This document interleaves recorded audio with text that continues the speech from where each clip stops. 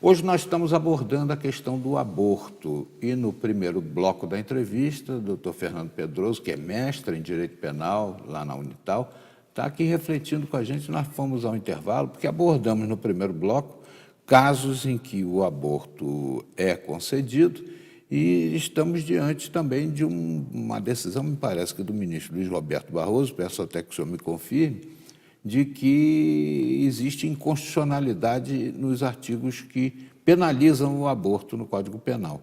O senhor filia-se a essa corrente? Acha que há um exagero? Na verdade, não há como falar em constitucionalidade de plano. Por que não seria inconstitucional? Porque o nosso Código Penal ele acaba sendo anterior à própria Constituição. Então, de certa forma, é constitucional. Se não fosse, haveria não recepção. Então, quando a Constituição entrou em vigor em 88, esses artigos não seriam possibilitados, franqueados. O que se discute seria uma ampliação da hipótese de aborto no nosso ordenamento jurídico. E por que se discute isso? Porque o próprio artigo 5º caput da nossa Constituição, ele diz que um dos direitos individuais, garantias individuais que toda pessoa possui, é justamente o direito à vida. E nessa perspectiva, então, surge o debate existente. Será que se franquear o aborto, nós não estaríamos, então, indo contrário à nossa Constituição? Se nós, então, possibilitarmos a hipótese de abortamento, nós não estaríamos indo de forma contrária ao nosso artigo 5º? E, diga-se de passagem, esse artigo 5º ele é tão importante, mas tão importante, que ele é considerado uma cláusula pétrea. O que é uma cláusula pétrea? Um cerne inamovível, núcleo de intangibilidade, que será o artigo 60, parágrafo 4º da nossa Constituição.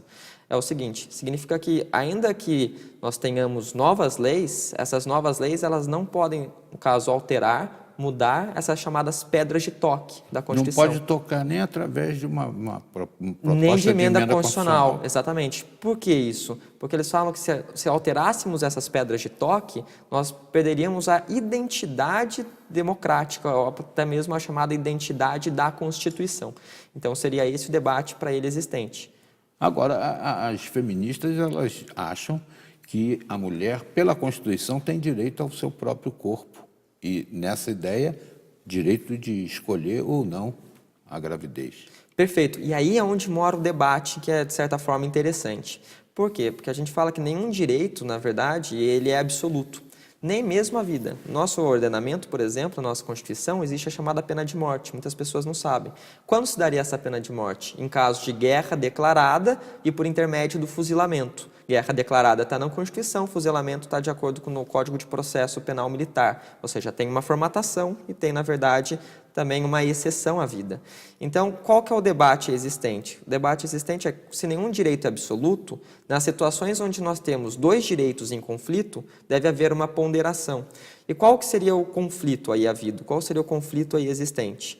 As feministas, elas trazem que, de certa forma, elas têm o direito, em primeiro lugar, ao direito à autonomia privada, o direito à escolha dela. Então, seria uma escolha, se ela quer abortar, ela que realize. Até porque o Estado tem uma chamada não intervenção estatal em direitos de primeira dimensão. Direitos de primeira dimensão são esses que o Estado não intervém. Segunda dimensão são direitos prestacionais, como direitos sociais. Então, para ter segurança, precisa o Estado intervir? Precisa. Saúde, Estado intervém? Intervém. Economia cultural. Esses são os direitos, no caso, que o Estado intervém. Direito de primeira dimensão, direito à liberdade, não intervém. Então, eles falam o seguinte, olha, se é um direito à autonomia é minha, é uma liberdade minha, então o Estado, na verdade, não pode, vir a intervir, não pode vir a discutir acerca desse direito. Segundo detalhe, seria o princípio da igualdade. Por que elas debatem o princípio da igualdade? Porque elas falam que hoje inúmeras mulheres realizam o abortamento.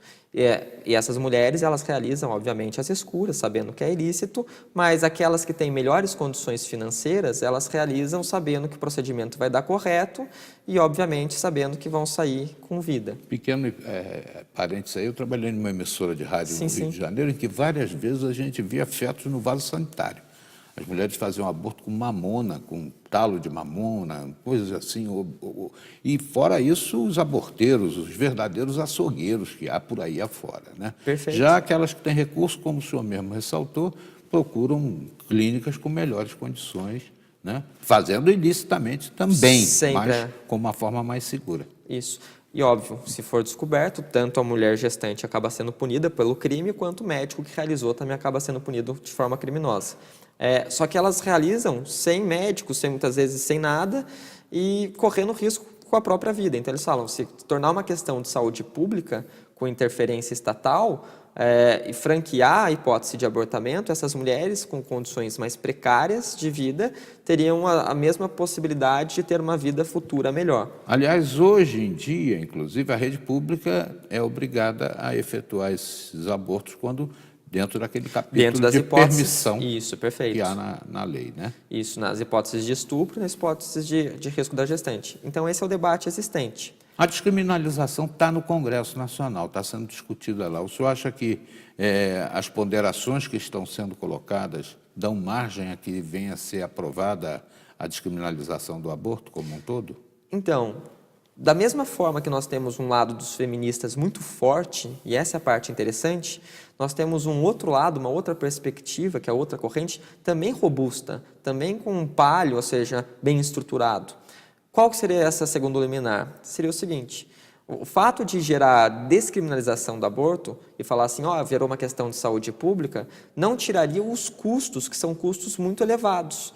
Então, falar que é uma questão de saúde pública e as pessoas com menores condições de vida teriam a possibilidade de realizar aborto em clínica não é uma verdade. E o puxar do idoso também para essa mesma situação, por ter um estorvo em determinadas situações, é também um argumento relevante que pode causar um impacto grande.